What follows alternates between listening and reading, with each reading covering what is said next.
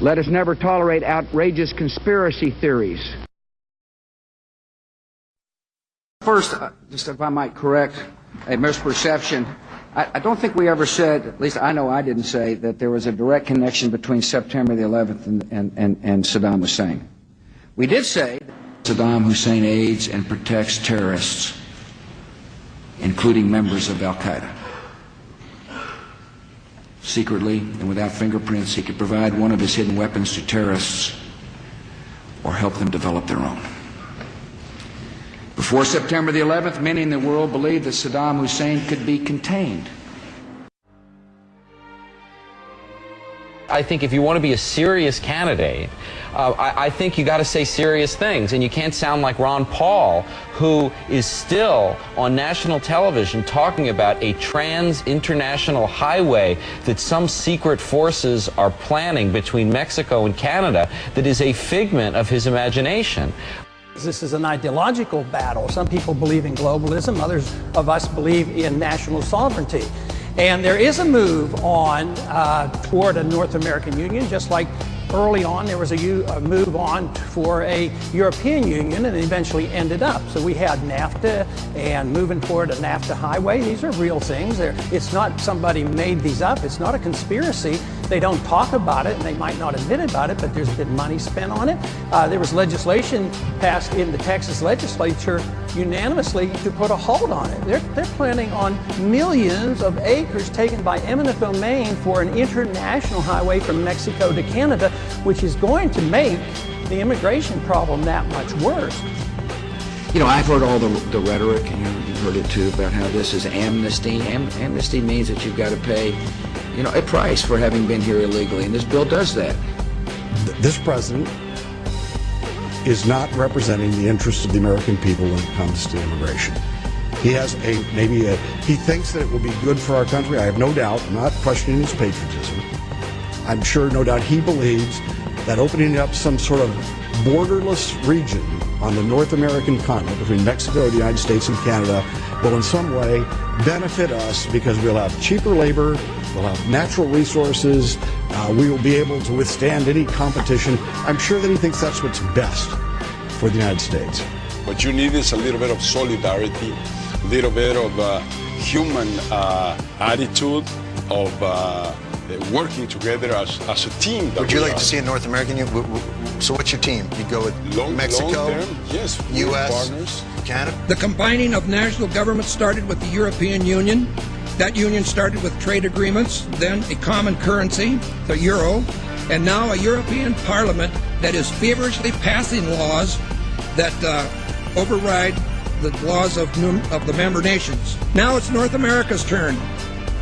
Building on the North American Free Trade Agreement, the NAFTA section of the Commerce Department is busy drafting laws and regulations for a North American Union, a union of Canada, America, and Mexico.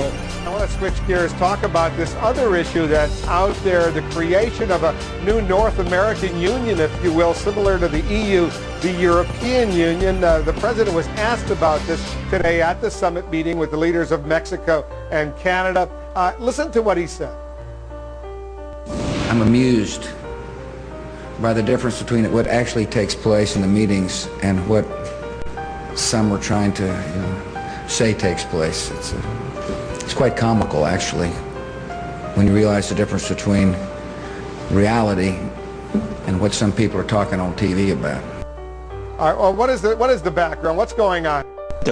This won't be another treaty that will have to be approved by the various parliaments or elected bodies of the government? Precisely, and it's actually been designed that way, and various declassified documents from the SPP meetings over the last couple of years have specifically said that the time is not right for another big public debate, and this should be done by stealth. You don't make decisions like that as an individual. You vent them through the democratic process. And I think that this idea of having open borders with Mexico would destroy the United States of America as we know. Representatives of the United States, Canada, and Mexico preparing for a summer meeting to further the goals of the Security and Prosperity Partnership of North America, the SPP. which many consider to be simply a blueprint for the North American Union, would weaken U.S. laws and regulations and diminish American sovereignty. Kitty Pilgrim has our report. President Bush, former Mexican President Vicente Fox, and former Canadian Prime Minister Paul Martin conceived the Security and Prosperity Partnership between the three countries in 2005. A summit is scheduled in Canada later this summer to flesh out more details, but current information on any agreements is scarce. The Security and Prosperity Partnership will deliver neither security nor prosperity for the simple reason that it's not so far been democratic. Most of the discussions have taken place behind closed doors. Just can't get away from everybody talking about this NAFTA superhighway. Yeah, nobody's talking about it. This is a giant roadway that will run across the United States connecting Canada and Mexico. Why is no one talking about it?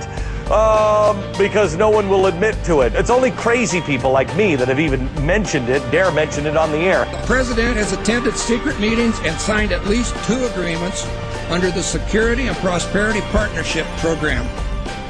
Information leaked out about the meetings, and now it is all in the open. No treaty has been signed, so Congress has not become involved. However, money from our Treasury is now being spent for this effort.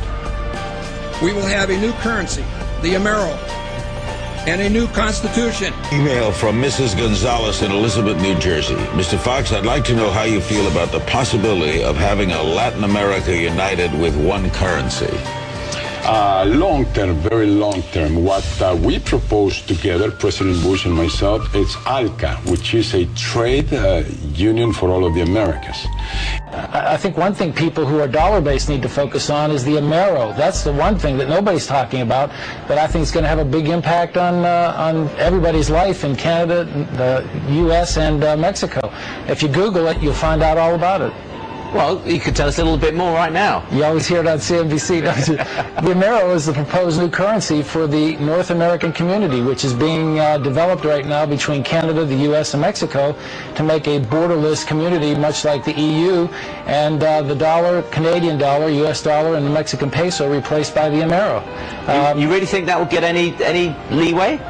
You may want to visit a couple of websites and see how far along it is. The Canadians are pretty upset about it, whereas the Americans, apart from the Texans, are the only people who know anything about it. The rest of the public's really sort of with their head in the sand on this one. Everyone will say, no, this isn't happening, but they won't deny the pieces of it. It's exactly like what they did with the amnesty bill. They couldn't get it through in one big bill, so they're breaking up like the DREAM Act, and they're putting it in piece by piece. Am I wrong? You're exactly right. It's a play on words. I had the opportunity to ask the Secretary of Transportation some questions before the Transportation Appropriations Subcommittee in the U.S. House. I believe she used the word NAFTA-related highways and highways that would increase our trade with Mexico and other countries south of our border.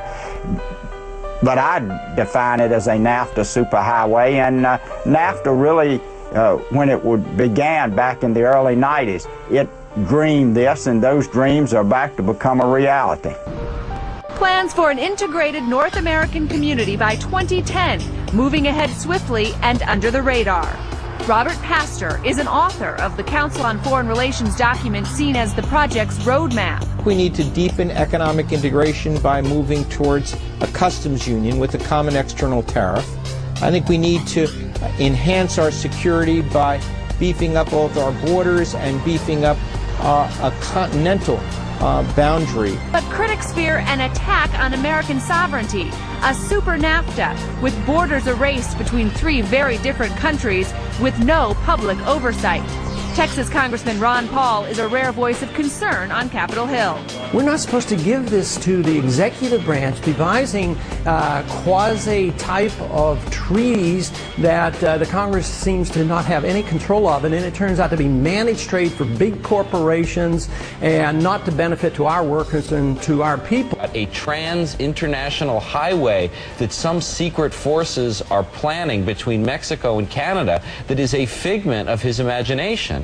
It's not so much as a sinister conspiracy, it's just knowledge is out there. If we look for it, you'll realize that our national sovereignty is under threat.